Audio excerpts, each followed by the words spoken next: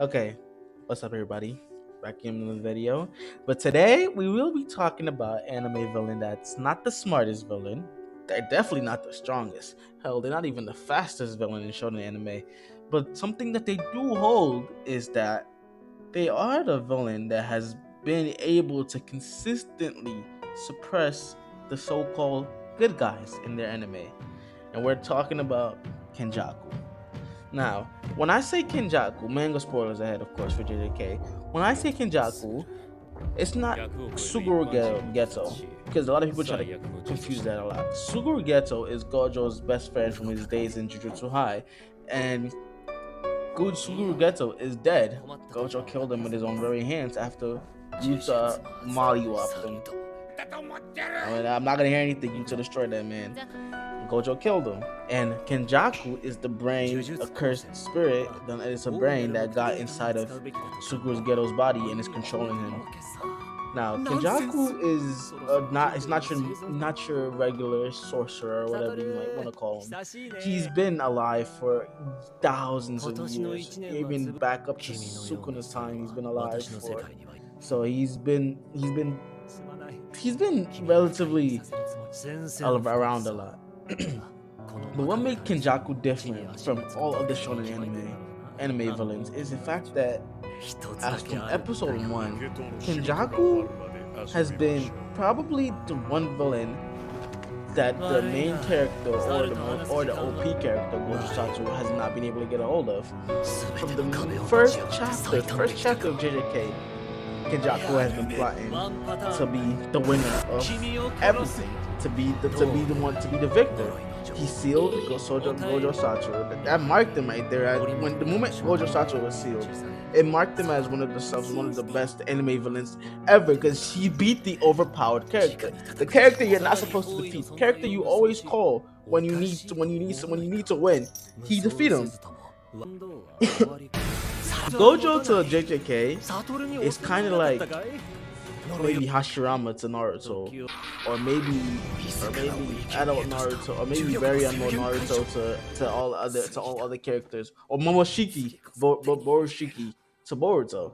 He's an overpowered character. Nah, actually, Gojo Satoru to JJK is Levi to Attack on Titan. See how Levi was probably the only one that could have killed the Beast Titan in that moment? That's what Gojo was. Gojo was the only one that could have been able to beat Kenjaku in that moment. And guess what? Kenjaku won. And now I'm not gonna say he beat him in a fist to fist fight, because of course he didn't.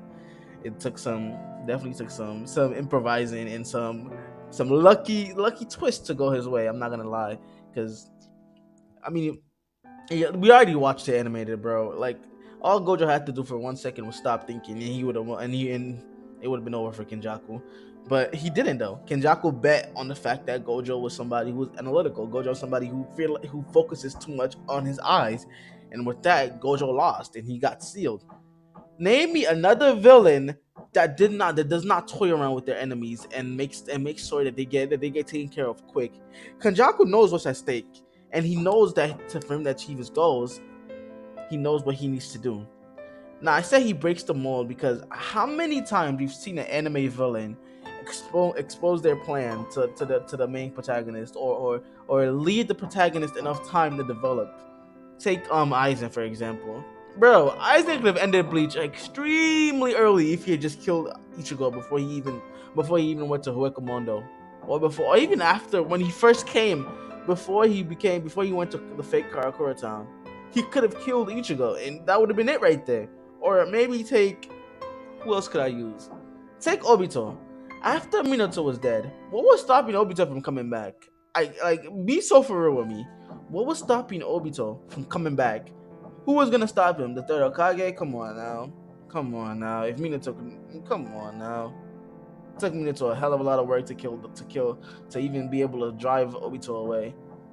I feel like Obito would have definitely beat the third Hokage, and then who was gonna stop him from killing Naruto then? Like, there's so many instances in anime that I've seen where it's so easy for the villain to win, but because of the plot conveniences, they never do. Now, JJK, Kenjaku, the plot works for Kenjaku. Like, there's nothing you can tell me when they say a villain has plot armor, it's definitely the JK villains, and Kenjaku is at the top of that list. I mean, literally, when Gojo came back, manga spoilers by the way. When Gojo came back, he literally went to Kenjaku immediately, and if Sukuna didn't roll up, Kenjaku would have been dead there and immediately would have been clapped over it. And then by plot, Sukuna was right there. I don't know what to tell you, man. Kenjaku is one of the villains that I feel like when it all comes down to it, he has a real chance of being the hero and coming out on top. He really does. He doesn't take a necessary risk. He plans out his attacks. He plans out everything completely. I don't know what to tell you, but Kenjaku's a different breed. I don't know what to say. He's just him when it comes to anime. He's just him. Kenjaku is also unique in the fact that he doesn't have an ideology. I mean, okay, I guess you could say he has an ideology, but his ideology is not one that,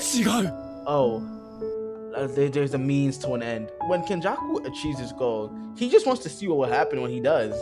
He's not driven by any ideology or whatever it's called. He's just that he's a mad scientist that just wants to do whatever he just wants to do everything he wants to. Like he's like an alien. He just wants to discover and experiment. Literally, he's driven by no reason. Is that he doesn't stand to benefit from his plan at all. Literally, he does not. I don't know what to tell you. He's like Buddhism. He represents a side of Buddhism that's like he intentionally prolongs his own life, extending his own. I think they call it samsara, which is like worldly suffering, and he avoids nirvana, which is nirvana's peacefulness, something that Buddha has achieved, something that maybe you could say Gojo achieved. He's lost all emotion, and he's not motivated by any understandable motive to us, but he's just trying to merge all of humanity into a cursed spirit just to see what will happen. I mean, we see it with his domain expansion. He's existed for so long, and his domain is no longer an externalization of his ego, because he practically has none. It's just a desire to find something greater than himself to worship instead. And I think that's the greatest. That's the tragedy of Kenjaku right there. He has no motive. He has nothing to do. He has nothing to live for. Yet he still lives. With Gojo and Sukuna, we can see they live for being the strongest. Yuji lives for protecting his friends and for doing what's right. Even Mahito lives for what he used to live for. He lived for finding his own true self, his own true body. But Kenjaku lives for nothing or nobody. He lives for no reason, just to be curious, just to see what happens if this happens. Almost like a child, just trying to experiment with different things and trying to see what's gonna happen if I do this or do that. And the other crazy part and interesting part about Kenjaku is the fact that when he's done, nobody will even know that it was Kenjaku. Very few people, they would probably remember him as Noritoshi Kamo or Sugigato. I mean, I don't know. He's just him, literally. He has the brains and the skill to back it up. Now he's not a heavy hitting sorcerer like Gojo or maybe Sukuna. But outside of those two, he's probably the strongest JJK sorcerer in existence right now. Outside of Sukuna and Gojo. Gojo's the dishonored one right now, but Sukuna for sure. He's probably the second strongest. I still put Kenjaku over Yuta. I don't know. Maybe he. I feel like even he doesn't believe in Yuta and the hype about Kenjaku. So I still put him above Yuta for sure. He's also a character that keeps you entertained. Every time I see Kenjaku on the screen, I listen, I look, because he's rarely on the screen, but when he does, you know he's saying something important or he's planning something major. But that's it for me, y'all. Let me know if y'all like Kenjaku too, or what's y'all favorite anime villain, your most favorite anime villain, smartest, fastest, strongest. I mean, Kenjaku is somebody to me. He's definitely in my top 5 villains tier list as of currently. I wouldn't even say all time, but currently he's definitely. That's it for me. It's your boy Darwin.